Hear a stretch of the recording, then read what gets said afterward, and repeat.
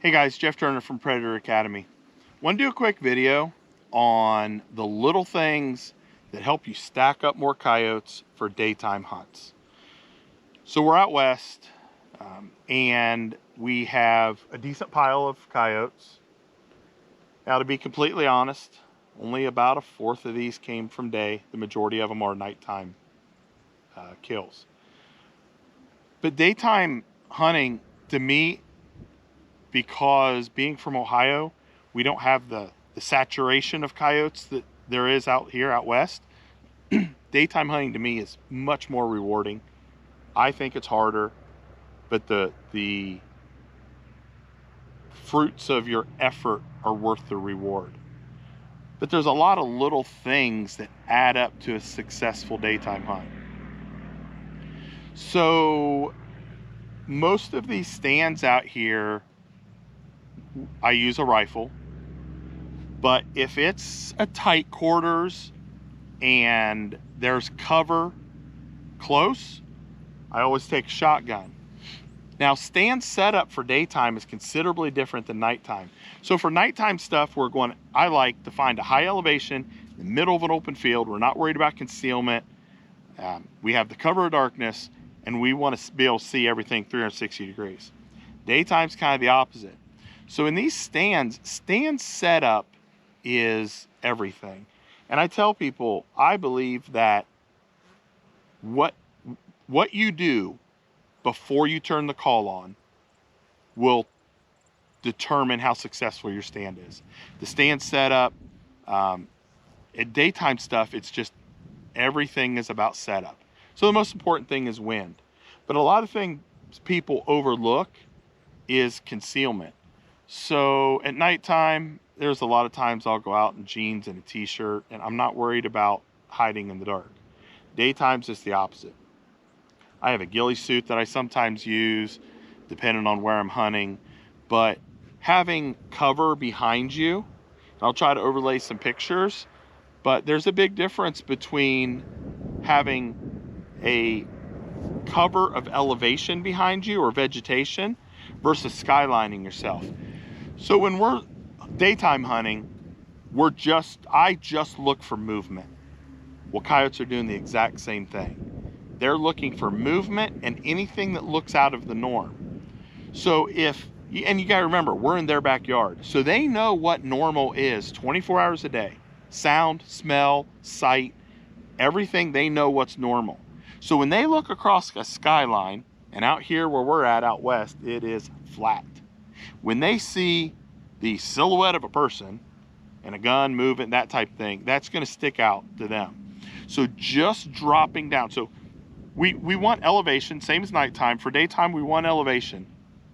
But when you find that ridge or that elevated point to set up, just drop down enough to get 3 feet of cover behind you. So you may have to go down 12, 15 feet on the slope to create 3 or 4 feet of cover behind you.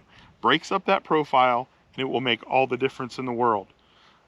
When we're filming, we throw a ghillie suit over, or a ghillie material over the camera to break up the color profile. I don't believe, since coyotes only see certain colors and generally see shades of gray, I don't believe that color is as important, but I do believe the shape, like when we're filming, the shape of a camera sitting out there will stick out more than the color. So we're just trying to break up those profiles. Creating a avenue for them to come in. So I love sitting by fence rows.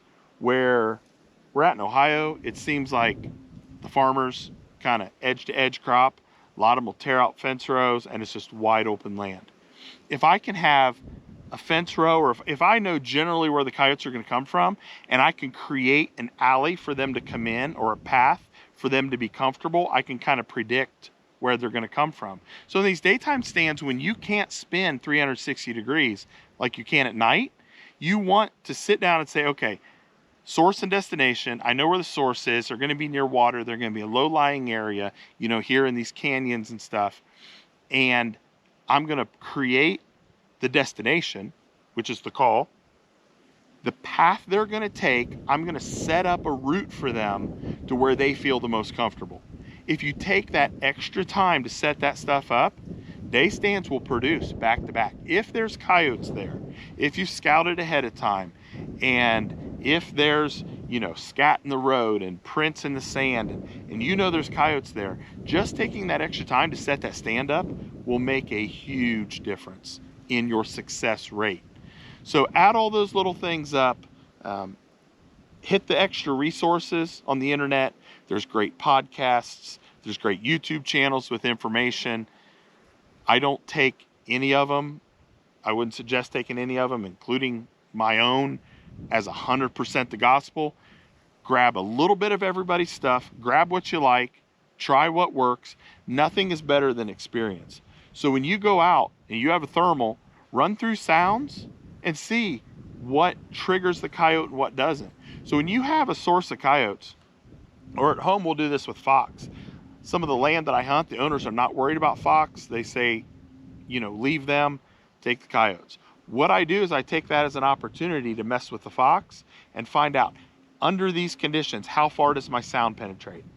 What do they react to? With coyotes, I'll run through a bunch of sounds, and I may even blow the stand and bump them out with a sound, but what I learned leading up to that is so much more valuable. So instead of, I have to kill on every stand, man, if you have a stand with a couple coyotes that you want to say, you know what, I'm going to take this stand as a learning opportunity. I may blow the stand, but I'm going to run through some new sounds. I'm going to run through different sound levels so I can range things and figure out, at this volume, my sound travels this far. All of those little things will help you kill more. That, plus the resources online, go have some fun, kill a bunch of coyotes, learn from your mistakes, keep at it, don't get discouraged, and do us a favor and hit that subscribe button on our channel. It helps us out.